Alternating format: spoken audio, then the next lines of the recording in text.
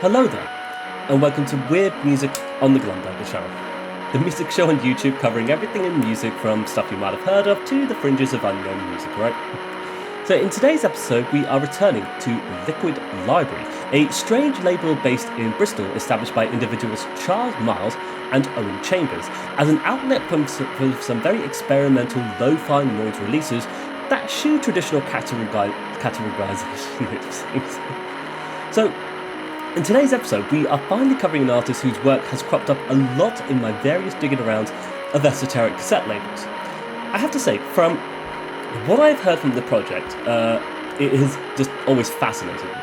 But with this particular album, I've just really fallen in love with it in a lot of ways, which is odd because it is an incredibly noisy, distorted ambient dirge that never strictly adheres to ambient genre or noise genre. Instead, it just figures out what happens when you put tons of shit through pedal effects and more, right? I'm very excited to discuss this one today. So today I present Coral City Cameras by Carnivorous Plants.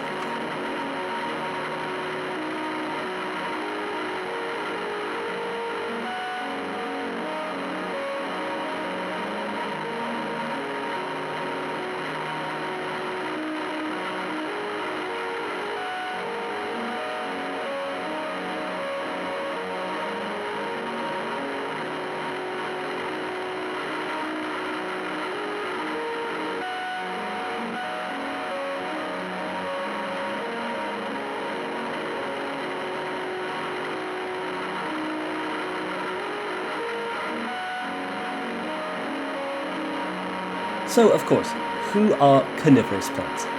Well, Carnivorous Plants is the moniker for Owen Chambers, the very same Owen Chambers who runs the Liquid Library label. Who would have thought? So, Carnivorous Plants, an outlet for mostly guitar-led ambient noise records that utilise a number of experimental ideas, including the incorporation of field recordings, cassette wrangling, even the voice at times, to help build upon the sonic palette of his music. And so Chambers has released a plethora of albums under this moniker, both solo releases, a few collaborations, coinciding with many different labels over the years, including the likes of Invisible City Records, Steep Gloss, Chocolate Monk, even Cardboard Club. A bunch of labels we've looked at, and a bunch more we still need to look at. And so in today's episode, we are diving into Coral City Cameras, a cassette released through Liquid Library, comprising a number of noisy drone compositions. And as mentioned, I found myself very enamoured with the work of Carnivorous Plants on this one, who seems to be able to capture that noisy aesthetic of all these experimental tape levels, but just embed it into these blankets of ambient drones to create an all-consuming, enveloping music. Truly fascinating. Very excited to dive into this one. It's become one of my, without a doubt, one of my favourite things from the Stray project. So let's dive in. So, what do we get to open this up? One, it seems. Some incredibly loud, dense distortion, forming the groundwork for ever-growing ambient improvisation to just bloom forth out of the roughly strewn glides of dense, fuzzy guitar patterns, ringing out with all of their noisy static. Within it, you can kind of hear the semblance of a small melody, a clean part that stands in front of that growing turbulence of distortion. And it results in something very overwhelming and dense, but oddly beautiful, and just fractured in this really unusual, peculiar way. And although it's rather heavy going, I just find myself truly delighting in the incredible drifting quality of it all. Almost to me, kind of like a middle ground between the likes of more traditional ambient guitarists and the likes of drone metal bands, just dropping the listener further and further into the delusions of pure noise, and finding within that chaos, within all of that noise and distortion, just this odd sense of peace and clarity. I just get the sense of Carnivorous Plants working away on his music, making it sound very dense and layered and letting it just unfurl with its varying volumes and distortion in a way that doesn't overwhelm to the point of pure confusion, but rather this place where we can just let go and enjoy the layers of music that it's all offering. And it's crazy. I can just imagine him exploring the instrument, and the many different effects and looping all in such a wonderful fashion, and then incorporating so many different effects on top of that. It just creates this very noisy record that I can easily turn up to full volume and just let that density of musical layers collide so fantastically within this tumultuous hurricane of distortion and noise that is still so distinctly droning, still so distinctly ambient, even within that strange concept. Like, I adore how it all sounds. And as well, towards the end, it's amazing how it all just seems to sort of, falter away just for a final second, letting this loud deluge of distorted vocals suddenly come through the scene, just to guide it all to a close. One final note of pure distortion captured through a vocal sample that leans right up against the highest peaks, ever so slightly at times, before letting it all fade away into the silence for the end of it. Like, it is, without a doubt, just one of my favourite things I've come across, from all of these weird cassette labels that really push out this DIY aesthetic with their handmade tapes. And especially for Liquid Library, all of the names written in pen by hand here as well. I think that's a really cool, neat touch you get from it, as well as the actual parts just sticking to the front of it as well. Same when we looked at Piss Drinker. But regardless, this one is just one of the most amazing things I've heard to, and something I've been returning to constantly since I first discovered it earlier this year. Just something I get truly lost within, that noisy droning miasma that feels so otherworldly, so elevating and oddly magical as you slip between the layers of the drums themselves. So, yeah, it's a bit of an odd one, no doubt. But I just think it's so cool and an amazing opener, and just one of my favourite things I've heard from this strange improvisation of the project. Truly amazing. And so track number 2, this one opens up with an unusual level of static and hiss, almost like samples of the field recordings captured directly to cassette and then fed through the ringer of effects alongside this wonderful descent of 2 singular notes ringing out infinitesimally with the help of delay effect.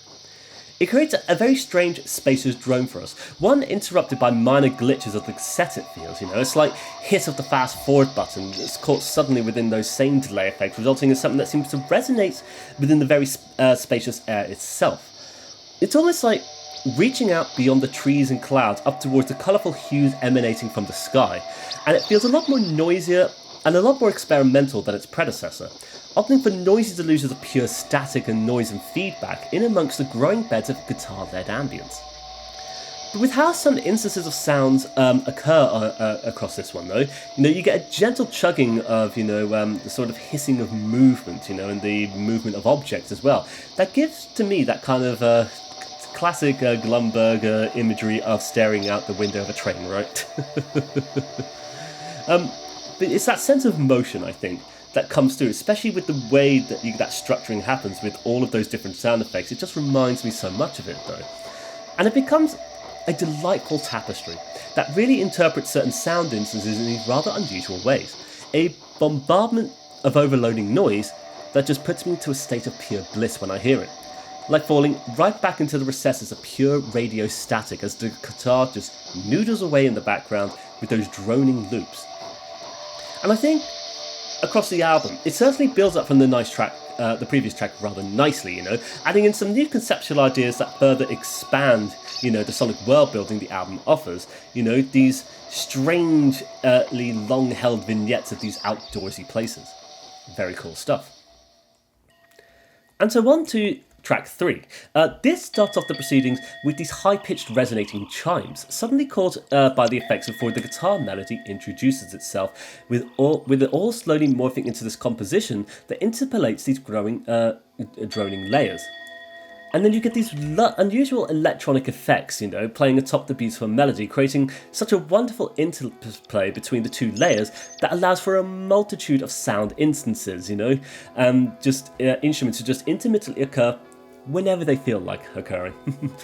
It creates for us another ethereal wash of growing ambience and pure interference. Like, it's so odd, because interference and ambience doesn't seem like it should go well together, but I like how Carnivorous Plants does it here, because it creates something that I feel is oddly comfortable and so easy to get lost within it all. The layers of noise just sounding so oddly delightful that I just want to close my eyes, drift off to it all, and let the warmth of those guitars produce such a wonderful sounding bedrock to house all of these really weird, incredibly odd sound instances that happen occasionally. And I like it because it all seems to just subtly build and build. It lets all of those layers climb in and around each other in that wonderful tapestry once again, resulting in such fascinating experimental drum music. Like as weirdly noisy and peculiar the literal elements all sound, I cannot help but just experience some level of joy and comfort when listening to it, even when it just devolves into loud noisy static. And it just still feels oddly comfortable, just drawing me into that miasma of music being created by all of these instruments and effects. Very weird, because I feel like the album straddles that line between ambient and also being noise, because it does at times feel very harsh and overwhelming like noise music, but then it is also completely detailed with this abundance of ambient layers, especially for the guitars and then the field recordings that create so many delightfully inviting layers. And to listen to it all, it feels like it's all been so roughly drawn, a scratched up, blurry image of everything happening before you with this maelstrom of noise that still washes over you like ambient music. And I find that when listening to it all, I just adore getting lost within that, finding my mind drifting from element to element, from the loud effects to the distortion to the calming vibes of delay and reverbs. It is truly a fascinating and exhilarating experience for me. So moving on to track 4, this is perhaps one of the more challenging tracks, I'd say. This one opens up with such a wonderful sonic palette it feels, a vocal hum, a rising swell in the guitar, and then this very strange emergence of a high-pitched frequency that interferes with it all. And it does become a wonderful ebb and pull from all these layers, with the hum from the vocals being so delightful in the mix, sitting so nicely along those ever-growing and emerging guitar-led drones. Still, that strange frequency occurs within it all, an unusual instance as though it's scratched through the details of the music itself, damaging it each and every time it occurs, yet still somehow continuing to push it all along, if that makes sense. I feel like after everything we've had perhaps, this feels like the most difficult track of them all because of it. But like the entire album, I just find I still get lost within the dense miasma that all of those layers contribute, even the odd ones. And this ever-growing cacophony of unusual sound instances and emerging noisy drones, they've become so tumultuous. And even within all of that strangeness, it's still easy to get lost within it all, especially by this point on the album, having listened to so much of it. I find that after hearing everything, it all building up to these moments, I kind of just feel like I'm along for the ride when it comes to the rest of the album.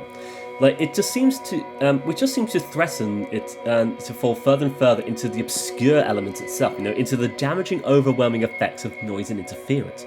It kind of comes across to me as it kind of acting like a dueling quality between the bed of ambience and the chaotic frequencies, a contrast between the two. And as the album progresses, it further pushes that into abstraction, making the musical elements battle for their place in amongst the noise. And I find it remarkably interesting. Just the occurrence of this truly overwhelming noise in the exploration of improvisational music. I could just imagine Carnivorous Plants just adding more and more noise layers to the music, letting those loops dominate the scene as it just further obscures the finer details of the music. And like said by this point, the music has just been growing and growing, it feels, becoming louder and more tumultuous at each and every passing second. But within it all, there's so much to delight in. Especially when towards the end, actually, you kind of get this, what sounds like a kind of broken down drone that sounds like some sort of keyboard, slightly bent and tuned out of sorts. But it adds in this truly beautiful little melody in amongst the turmoil that the composition has been presenting. Finding something delightful at the end of an arduous journey. And I truly delight in that though, and I just love how your mind just naturally tunes into those certain layers when they occur, be it the dense layering of guitar tone, or the remnants of that vocal hum, or anything you find your mind just tunes into when you're listening to drone music. It becomes this weird, wonderful discovery of something musical and delightful in such a weird, abstract place of pure improvisation.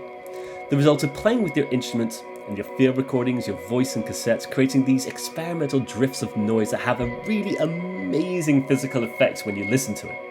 And with this one leaning so heavily on that unusual frequency though, it is perhaps the more difficult among them. But as someone who just likes to perform guitar in similar ways, I have found myself, found my own improvisations of just looping guitar and cassettes just results in very harsh frequencies from time to time, and that's sometimes just part of what happens when you're just improvising.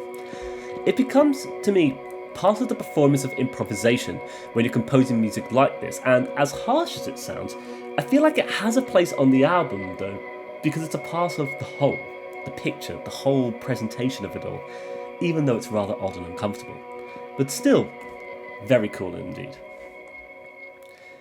And so on to track 5.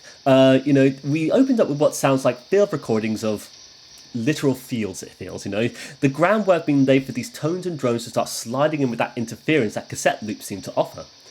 Like, after all we've been through, this one starts off so nicely, I feel, so gently, coming across like a serene image of nature, and the landscape stretching up towards the sunset far, far away in the distance. Like, there's something almost melancholy, but delightful about the particulars of this composition, and how it comes across as a result. It might be one of my favourites, I think, alongside that first track. Like, you just have this ever-present hum and buzz of the natural soundscapes of the outdoors, intermittently broken up by the sudden appearance of musical layers that play for rather brief moments, it feels. Like, it's interesting because much of the previous tracks have relied so heavily on the ever-persistent drone from the guitars, whereas this one seems to open up with much more sparse and briefer moments instead, establishing the scenery as the light refracts through the clouds, perhaps, And it's in this ever-gentle nature of this composition that I find myself so delightfully lost. Everything just feels so calm and almost whimsical, perhaps, capturing that particular sense of existentialism of staring at the sky across vast landscape and taking in the multitude of colourful details that is in the most tiniest of infinitesimal moments. Strange, considering how sparse and always minimal this particular track is, but I can't help but feel and get a sense of this, But as well, after navigating the album from those heavy, arduous moments, perhaps, towards this truly splendid composition situated mostly towards the tail end of the entire thing, it just feels so worth it. Like, it's weird because it's still a wholly experimental track, one that hardly adheres to conventions of ambient music or drone music, but instead just does its own thing entirely. And it's just truly lovely about this album, what these compositions do, which just sees our musician exploring their instruments and creating these wonderful collages of noise. Something that just celebrates its own existence, I feel, the magic of finding sound in amongst improvisation and experimentation and creating something wonderful as a result. I have to say, this is the kind of thing I just absolutely adore in music, though. As delving into the world of experimentalism and the vast range of experimental music out there, it just results in coming across various things from the most strangest of places, it feels, but they end up communicating to you as an individual, which is always comes off as a wonderful surprise. And I don't know why, but this album just really captured my fascination and delight when I heard it, and I just really like how it sounds, even though it's so odd and bizarre. So, on to the final track. So after all of our untitled tracks numbered 1 to 5, we have the logical 6th track named Who Comes the Sun? So this one, kind of starts with a weird warbling of strangled kites travelling through thinly strewn ambience, backed up by the rise of drones and tones. Now, a strange opener because it seems to occupy that complete area of abstraction almost, completely capturing that formlessness, and really struggling to come out through the glowing cloudy miasma. But as it all develops, the loops become much more persistent, more elements of cassette, interference, strange brief notes from unusual instruments, and the ever-growing drones from what I think is keyboards, but I'm not too sure, to be fair. But of course, what's interesting here is a vocal melody of sorts, so twisted and distorted in amongst this strangely growing tapestry of sounds. And it makes a rather unusual track, but it's one that seems to just slowly ebb and rise from the very dust itself, arguably forming a clearer picture the more it's all occurring. But it's a picture that is still decorated in such abstractly thrown brushes of colour and paint, an image that makes no sense, as being any discernible thing. But instead, all we can go on is just our emotions and feelings when encountering the piece. And in the case of this one, I find myself just feeling more of that existential melancholy, that wistful longing that comes through the form of, rather sad-sounding music, perhaps? Like, after everything we've occurred, the dense highs, the minimal lows, we've now arrived at this final resting place where even the music can't carry itself anymore. Simply too weak and too tired to even occur, and instead it just warbles and cries with these brief little loops that just occur over and over, interacting with the instruments in such unusual ways until they too just ebb and flow across the length of the composition. Like, I don't know how intentional it is, but I feel like there's something truly wonderful about what's happening here at the very end of the album, ending it all in this way, almost like, a final little presentation, of emotions and feelings in the form of a strange experimental track that feels very formless, and is also the only named track as well. Like, I find it interesting because a part of me wonders, if, it's perhaps, a vague, strange reference to Here Comes the Sun by the Beatles, perhaps.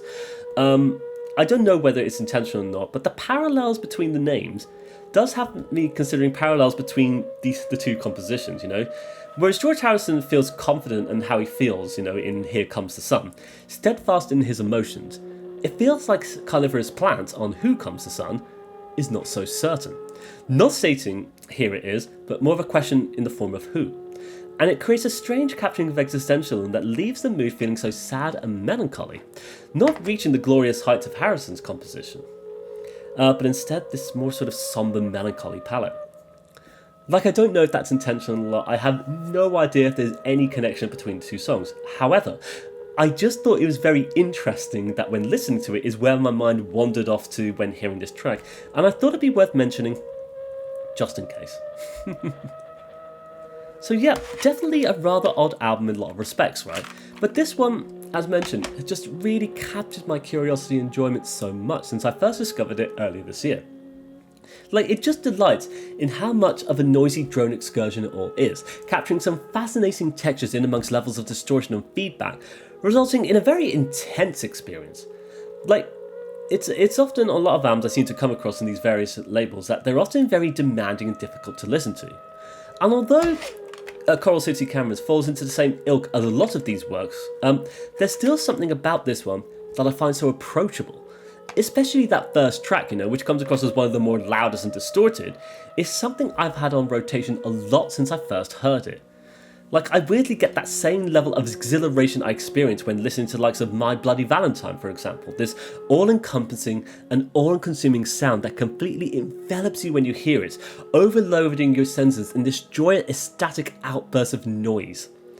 Like, it's odd, as there is a rather distinctly lo-fi element to what Carnivorous Plants is doing here, but I think it works very nicely, resulting in an album I find so engrossing. Like, I'm a huge fan of this one for some reason, and it's definitely one of the coolest things I've come across from all of these various DIY cassette labels, at least in my opinion. Like, it's odd because it's just something that seems to communicate itself to me, and this is often stuff that comes up in weird music, like being, the reviewer of these albums, I tend to gravitate towards the things that I find communicates to me on such interesting levels, and this one really just captured my enjoyment so much that I found it very difficult to ignore, hence why I felt I had to try present it on the channel in some way or form. So yeah, very odd, but I adore it. I adore this one. So yeah, I think with that we should probably come to the end of our episode of Weird Music then. Really glad to have finally discussed Carnivorous Plants on the channel, Like I said, this is an act that I came across a lot when diving into the various esoteric cassette labels, and I always found their particular sound to be very weirdly interesting. All culminating into this album that I find fascinating. Hence why I thought it'd be a good place to start. And it's also nice to return to Liquid Library, after the Piss Drinker episode, because as silly as that was, I did want to highlight something that I adore from the label. So yeah, if you do want to go check out Coral City Cameras by Carnivorous Plants or any of his other albums, links are below in the description, of course, as well as to Liquid Library if you want to check out more from them. And with that, I would like to thank you for watching today's episode of Weird Music. I wish you all the best, take care, and bye-bye for now. Bye-bye.